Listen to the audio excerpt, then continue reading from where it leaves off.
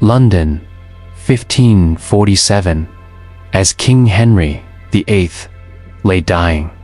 He clutched a secret document that would change English history forever.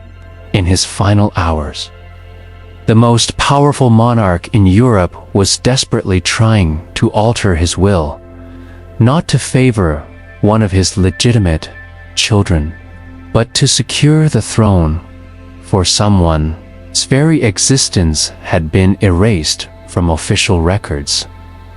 That someone was Henry Fitzroy, the king's bastard son, whose claim to the English crown was stronger than any of Henry's legitimate heirs. But Fitzroy had been dead for 11 years, and with him died the most legitimate bloodline to the English throne. This is the story of two forgotten princes, separated by 500 years, but united by the same tragic fate. Both were rightful kings of England. Both were written out of history by those who feared their power, and both represent the greatest what-if moments in English royal history. The last Anglo-Saxon, Kiangjawer story, begins in 1066 with a teenage boy who should have been one of England's greatest kings. Edgar Ætheling, whose name literally meant Edgar the Prince, was the last direct descendant of the royal house of Wessex, the bloodline that had ruled England for over 200 years. When King Edward the Confessor died childless in January 1066, England faced a succession crisis that would reshape European history. By ancient Anglo-Saxon law and bloodline, Edgar had the strongest claim to the throne. He was the great-nephew of Edward the Confessor, and represented over 2 centuries of unbroken Saxon royal heritage. But Edgar was only 14 years old, barely more than a child in an age when kings needed to lead armies into battle. When Harold Godwinson seized the throne instead, Edgar's supporters reluctantly accepted the older, more experienced warrior as their king. It was the worst decision in English history, the battle that changed Everyt Chianjine months later. Harold lay dead on the battlefield of Hastings, an arrow through his eye and his body so mutilated by Norman swords that it could only be identified by his tattoos. With him died not just a king, but an entire way of life.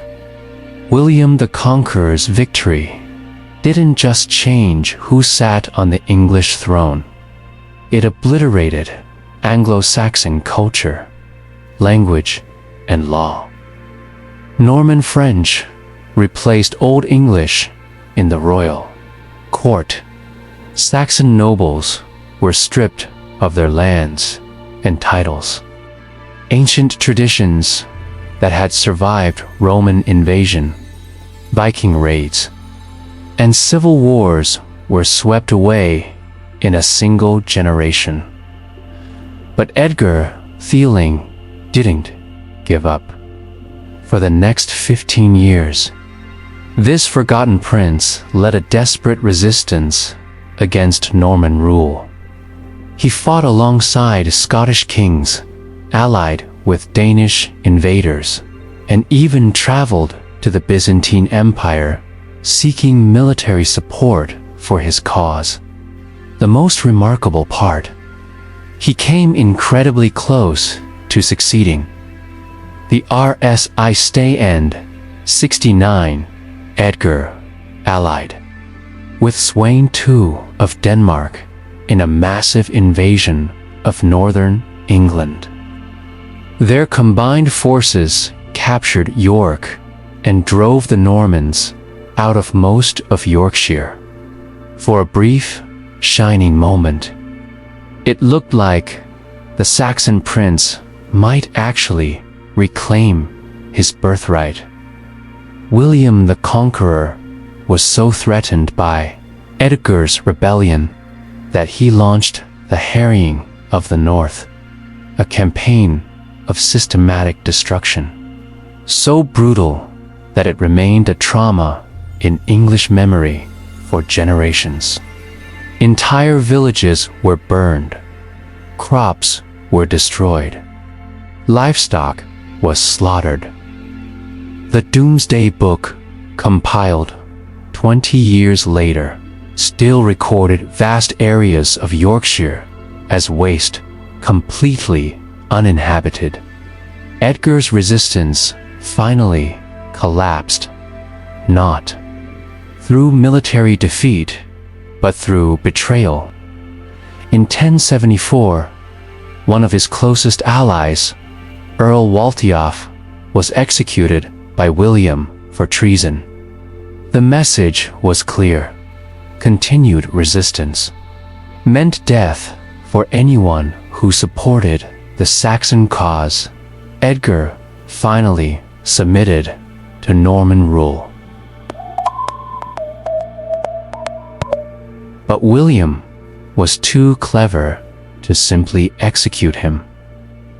Instead, he kept Edgar at court as an honored prisoner, a living symbol that even the last Saxon prince had accepted Norman legitimacy. The forgotten exilo. What happened to Edgar after his submission reads like a deliberate erasure from history. Norman chroniclers, who had documented his every rebellion in detail, suddenly stopped mentioning him. He appears to have lived for decades longer, but official records treat him as if he had simply vanished.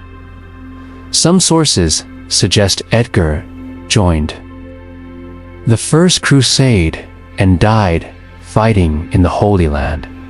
Others claim he lived quietly in Normandy until his death sometime in the early 1100s. The truth is, nobody knows, and that's exactly what the Norman rulers wanted by the time Henry I died in 1135. Starting the civil war known as the Anarchy, Edgar Ætheling had been so thoroughly erased from official memory that nobody even mentioned his potential heirs as claimants to the throne. The last legitimate Anglo-Saxon king had been written out of history itself. The bastard Pren. Say fast forward to 1519, and another forgotten prince enters our story. Henry Fitzroy was born to Henry VIII and his teenage mistress, Elizabeth Blount. In an age when royal bastards were common, Fitzroy was different.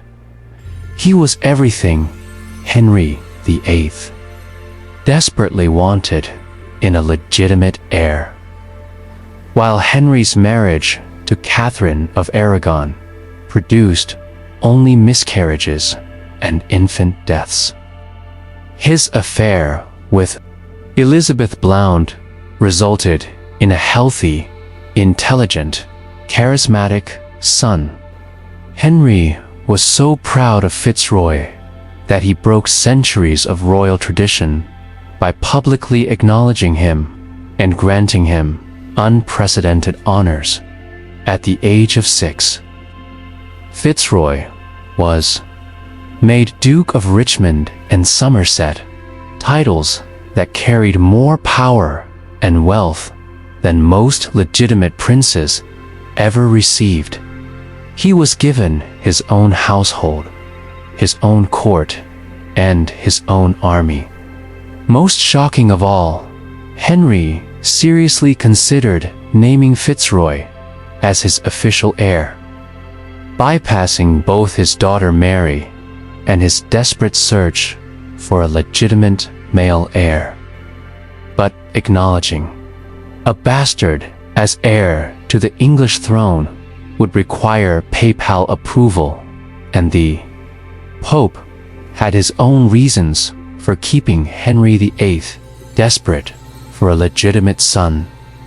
The king's great matt are here's where Fitzroy's story intersects with one of history's most famous royal scandals.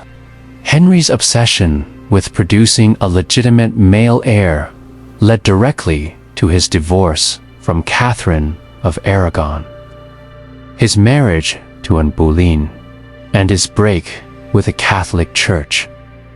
But what if Henry had simply legitimized Fitzroy instead? The boy had already proven himself capable in military campaigns in Ireland. He was popular with the nobility. He represented continuity of the Tudor bloodline without the religious and political complications of Henry's great matter. Recent analysis of court documents suggests Henry was seriously considering exactly this option. Letters from 1529 indicate he was in secret negotiations with Pope Clement VII about legitimizing Fitzroy and naming him heir. The plan fell apart not because of opposition from the church, but because of opposition from someone much closer to home, and Boleyn herself. The dangerous Arif Elan. Boleyn understood that as long as Fitzroy existed, her own future children would never be secure on the throne. A legitimized bastard son would always have a stronger claim than any daughter she might produce. Even if she bore Henry a son, Fitzroy's military experience and established support network made him a permanent threat. Court observers noted increasing tension between Anne and the young Duke. She refused to acknowledge his precedence at court ceremonies.